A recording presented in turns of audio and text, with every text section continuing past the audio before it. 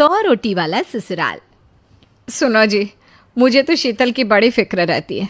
उसका ध्यान तो बस घर के बाहर दोस्तों के साथ घूमने फिरने में ही रहता है। उसे कुछ बोलो तो एक नहीं सुनती। मैं तो कहती हूँ इसकी जल्दी शादी वादी करवा दो, वरना लड़की हाथ से निकल जाएगी।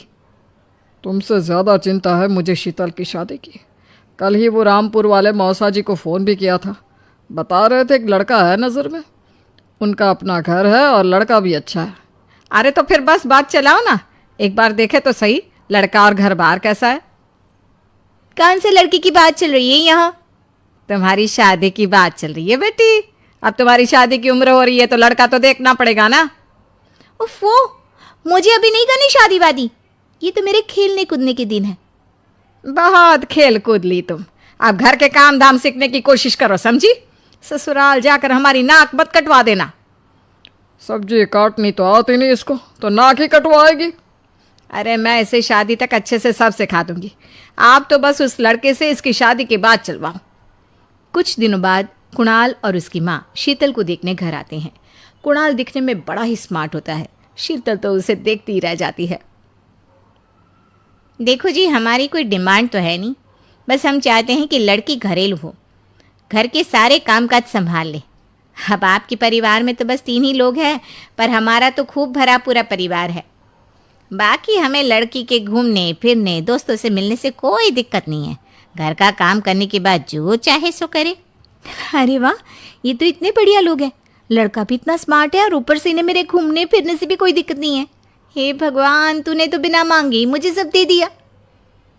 बताओ जी, और क्या चाहिए हमें? हमारी तरफ से तो रिश्ता पक्का है जी। बस फिर तो हंसी खुशी शीतल और कुणाल की शादी हो जाती है। शीतल मन ही मन बड़ी खुश होती है और उसी खुशी के साथ वो अपने ससुराल में कदम रखती है। आओ बहू, तुम्हारा अपने ससुराल में स्वागत है। ये मिलो अपने परिवार से। ये तुम्हारे ससुर जी, तुम्हारी ननद सुनीता और गीता, सुनीता के पति राजेश और उनके 2 बच्चे राजू और चिंटू। ये ना हमारे साथ यहीं रहते हैं। ये तुम्हारी दादी सास हैं और बाकी लोग अभी बाहर गए हुए हैं।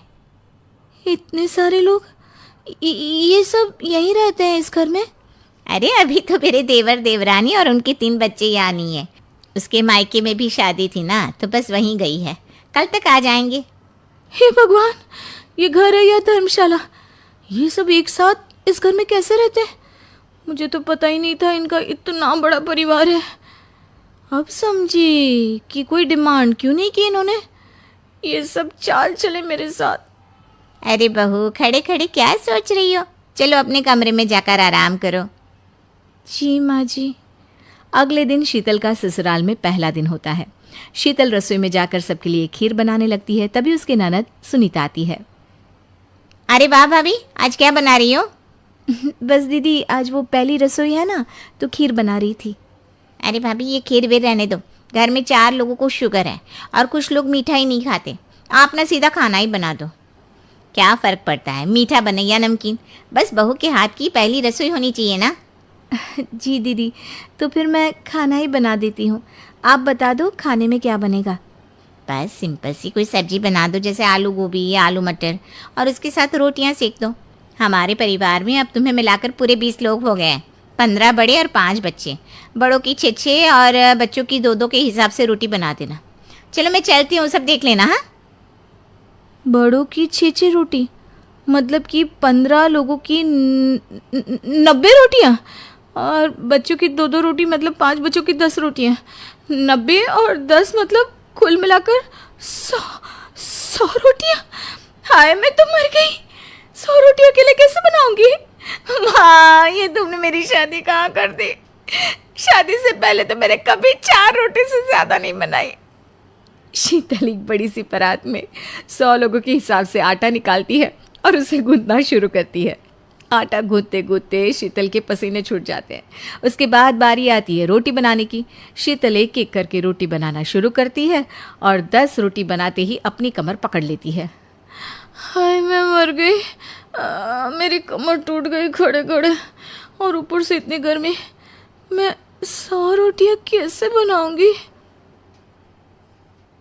अरे भाभी, सब बाहर रोटियों का इंतजार कर रहे हैं। ज़रा जल्दी जल्दी रोटी सेक दो। सब